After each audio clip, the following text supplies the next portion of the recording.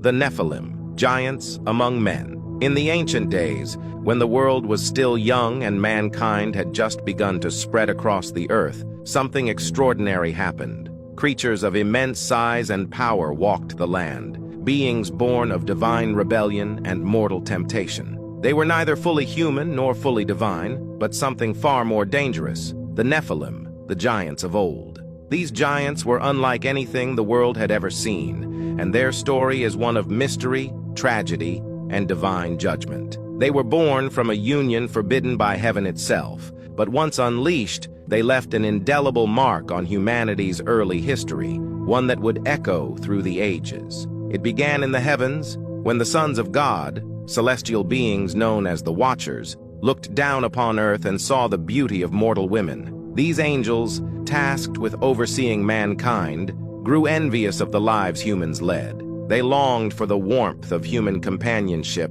something they were forbidden to experience. But temptation is a powerful force. 200 Watchers, led by a rebellious angel named Semyaza, made a fateful decision. They descended to earth, forsaking their heavenly duties. They took human wives, and together they conceived children. These children, however, were no ordinary offspring.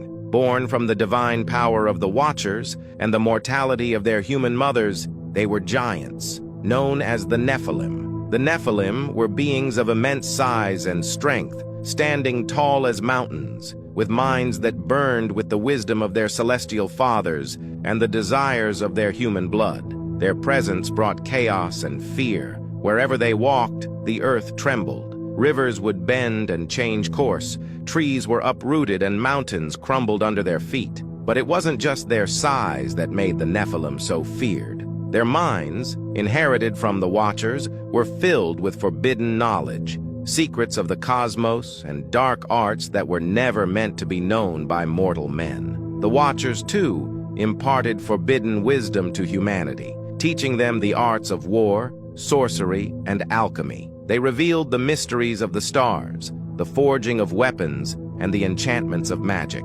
Under their tutelage, humanity's advancement accelerated rapidly, but so did its corruption. Civilizations rose, but they did so in blood. Kingdoms clashed, and the earth was drenched in violence and despair. The Nephilim, drunk on their own power, set themselves up as gods and kings, ruling over men with a cruel hand. They demanded tribute, sacrifices, and worship, plunging the world into an age of darkness. Men, once free, now became slaves to the whims of these giants. The skies were darkened by the smoke of burning cities, and the land groaned under the weight of suffering. The cries of the oppressed reached the heavens, and in their despair, mankind prayed for deliverance from the tyranny of the Nephilim. The Creator had watched long enough. The divine rebellion could not be allowed to continue. The decree went forth. The great flood was to come, an event that would wash the earth clean of the corruption brought by the Nephilim and the Watchers. But before that, the Watchers were to face their punishment. The mighty archangels descended from the heavens and bound the rebellious Watchers, casting them into the abyss, where they would remain imprisoned until the end of time. But the Nephilim remained.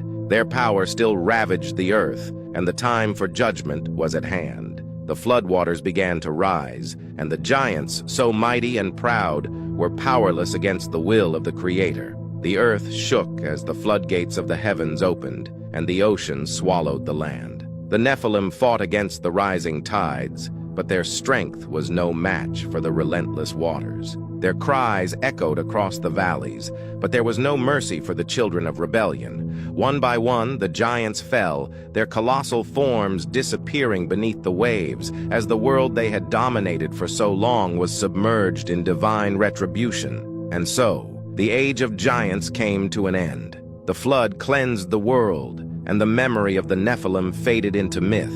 But though they were gone, their legacy endured in the whispered stories of ancient peoples. The tales of their terrible reign passed down through generations, warning of the dangers of pride, power, and the consequences of defying the divine order. The Nephilim, giants born of divine rebellion, are a cautionary tale of a time when the boundary between heaven and earth was crossed. Their story serves as a reminder that even the greatest of beings can fall, and that no one, no matter how powerful, is beyond the reach of justice. And so, the world was washed clean, but the echoes of the Nephilim's footsteps still linger in the forgotten corners of the earth, waiting to be discovered by those who dare to search. Thank you for watching. Please like, share, and follow for more mystical stories.